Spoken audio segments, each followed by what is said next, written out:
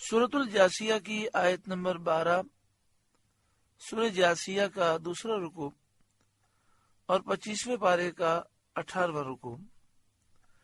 اللہ رب العالمین نے ارشاد فرمایا، اللہ الذی سخر لکم البحر، اللہ ہے جس نے تمہارے بس میں دریا کر دیا، سمندر کو تمہارے قابو میں کر دیا کہ تم اس سے فائدہ اٹھا سکتے ہو۔ لتجری الفلک فیہ بامرہ، کہ اس میں اللہ کے حکم سے کشتیاں چلیں، وَلِتَبْتَغُوا مِنْ فَضْلِهِ، اور اس لیے کہ اس کا فضل تلاش کرو۔ باہری سفروں سے، سمندر اور دریا کے سفر سے روزی تلاش کرو، اور تجارتوں کے ذریعے اور غواصی کرنے اور موتی وغیرہ نکالنے سے، سمندر میں دریا میں غوطے لگا کر موتی، ہیرے، جواہرات اور معدنیات تم نکالتے ہو، اس کے ذریعے تم اپنا بزنس کرتے ہو۔ تو اللہ تبارک و تعالی نے ان تمام حکمتوں کے تحت تم پر کرم فرمایا اور تمہارے لیے سمندر کو مسخر فرما دیا۔ وَلَعَلَّكُمْ تَشْكُرُونَ، اور اس لیے کہ حق مانو، اس کے نعمت و کرم اور فضل و احسان کا تم حق مانو، شکر کرو۔ وَسَخَرَ لَكُمْ مَا فِي السَّمَاوَاتِ وَمَا فِي الْأَرْضِ جَمِيعًا مِّنْهُ، اور تمہارے لیے کام میں لگائے جو کچھ آسمانوں میں ہے اور جو کچھ زمین میں ہے اپنے حکم سے، یعنی سورج، چاند، ستارے، چوپائے، درخت، نہریں، سب سے تمہیں فائدے پہنچائے۔ ان فی ذلک لآیات لقوم یتفکرون، بے شک اس میں نشانیاں ہیں سوچنے والوں کے لیے۔ قل للذین آمنوا، ایمان والوں سے فرمائیے، یغفروا للذین لا یرجون ایام اللہ، وہ درگزر کریں ان سے جو اللہ کے دنوں کی امید نہیں رکھتے، یعنی جو دن کہ اللہ نے مومنین کی مدد کے لیے مقرر فرمائے، ان دنوں کی یہ کافر امید نہیں رکھتے۔ یہ اللہ تعالیٰ کے دنوں سے وہ وقائع مراد ہیں جن میں وہ اپنے دشمنوں کو گرفتار کرتا ہے۔ بہرحال ان امید نہ رکھنے والوں سے مراد کفار ہیں۔ معنی یہ ہے کہ کفار سے جو ایذا پہنچے اور ان کے کلمات جو تکلیف پہنچائیں، مسلمان ان سے درگزر کریں، منازعات نہ کریں۔ وقیل ان الآیت منسوخۃ بآیت القتال، اور کہا گیا کہ یہ آیت جہاد کی آیت سے منسوخ ہو گئی۔ لیجزی قوما بما کانوا یکسبون، تاکہ اللہ ایک قوم کو اس کی کمائی کا بدلہ دے۔ اس آیت کے شان نزول میں کئی قول ہیں۔ ایک یہ کہ غزوہ بنی مستلق میں مسلمان بیر مریسیہ پر اترے۔ یہ ایک کنواں تھا، عبداللہ بن ابی منافق نے اپنے غلام کو پانی کے لیے بھیجا، وہ دیر میں آیا تو اس سے سبب دریافت کیا۔ اس نے کہا کہ حضرت عمر رضی اللہ تعالیٰ عنہ کنویں کے کنارے پر بیٹھے تھے جب تک نبی کریم صلی اللہ علیہ وسلم کی اور حضرت ابوبکر صدیق رضی اللہ تعالیٰ عنہ کی مشکیں نہ بھر گئیں، اس وقت تک انہوں نے کسی کو پانی بھرنے نہ دیا۔ یہ سن کر اس بدبخت نے ان حضرات کی شان میں گستاخانہ کلمے کہے۔ حضرت عمر رضی اللہ تعالیٰ عنہ کو اس کی خبر ہوئی تو آپ تلوار لے کر تیار ہوئے۔ اس پر یہ آیت نازل ہوئی۔ اس تقدیر پر یہ آیت مدنی ہوگی، یعنی اگر یہ تفسیر کو دیکھا جائے تو اس سے محسوس یہ ہوتا ہے کہ یہ آیت مدنی ہوگی، کیونکہ غزوہ بنی مستلق ہجرت کے بعد وقوع پذیر ہوا۔ حضرت مقاتل کا قول ہے کہ قبیلہ بنی غفار کے ایک شخص نے مکہ مکرمہ میں حضرت عمر رضی اللہ تعالیٰ عنہ کو گالی دی تو آپ نے اس کو پکڑنے کا ارادہ کیا، اس پر یہ آیت نازل ہوئی۔ تو اس قول کے مطابق یہ آیت مکی ہوئی۔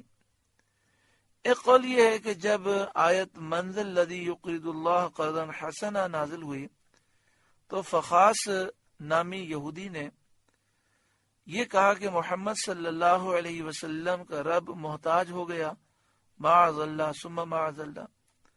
چونکہ من ذا الذی یقرض اللہ قرضا حسنا کے معنی یہ ہیں کہ کون ہے جو اللہ کو قرض حسنا دے۔ اللہ کی راہ میں مال خرچ کرنے کو قرض سے تعبیر کیا گیا، مال بھی اسی کا، ہماری جان بھی اسی کی دی ہوئی، اور یہ اس کا فضل ہے کہ ہم اس کی راہ میں مال خرچ کریں اور وہ اسے قرض حسنا کہے۔ اور یہاں مراد یہ ہے کہ جس طرح قرض حسنا واپس مل جاتا ہے تو اس طرح تم اللہ کی راہ میں مال خرچ کر کے مطمئن رہو کہ تمہیں دنیا اور آخرت میں یہ واپس ملے گا اور بہت زیادہ نفع کے ساتھ ملے گا۔ تو جب یہ آیت کریمہ نازل ہوئی کہ اللہ کو کون قرض حسنا دے گا تو فخاس نامی یہودی نے کہا کہ محمد صلی اللہ علیہ وسلم کا رب محتاج ہو گیا، معاذ اللہ۔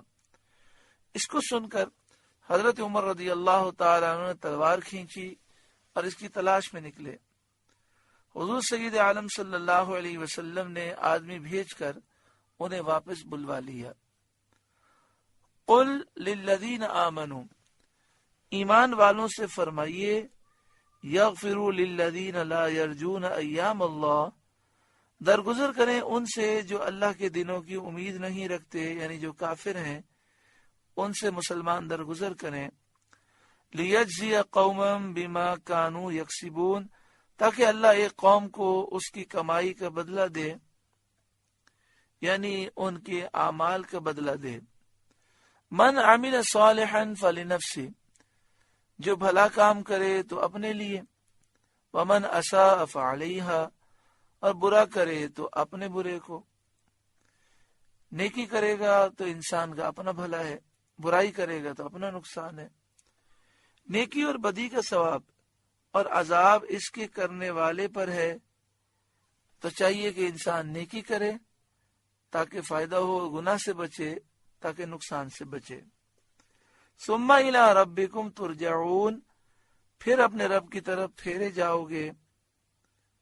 وہ نیکوں اور بدوں کو، نیک لوگوں کو اور برے لوگوں کو ان کے اعمال کی جزا دے گا، یعنی نیک لوگوں کو ثواب دیا جائے گا، برے لوگوں پر عذاب ہوگا۔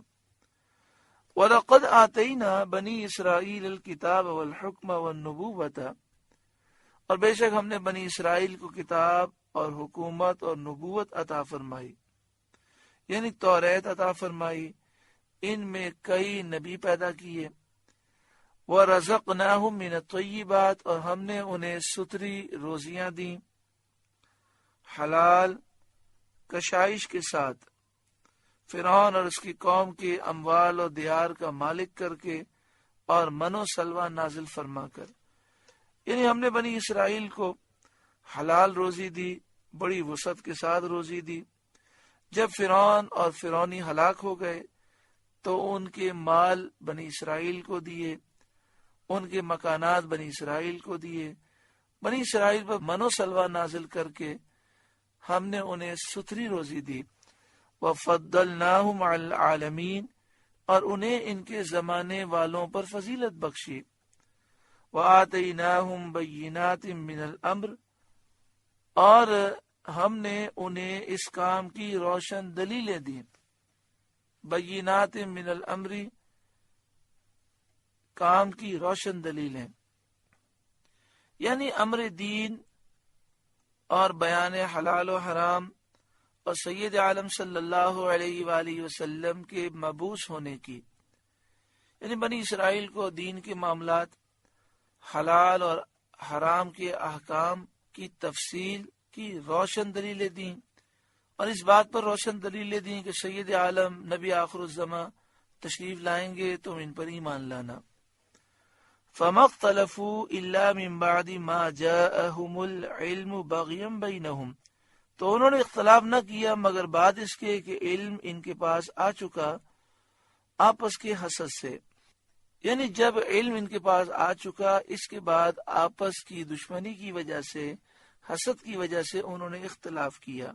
نبی اکرم صلی اللہ علیہ وآلہ وسلم کی بعثت میں حضور کی آمد سے پہلے سارے یہودی توریت کے ماننے والے حضور پر ایمان رکھتے تھے،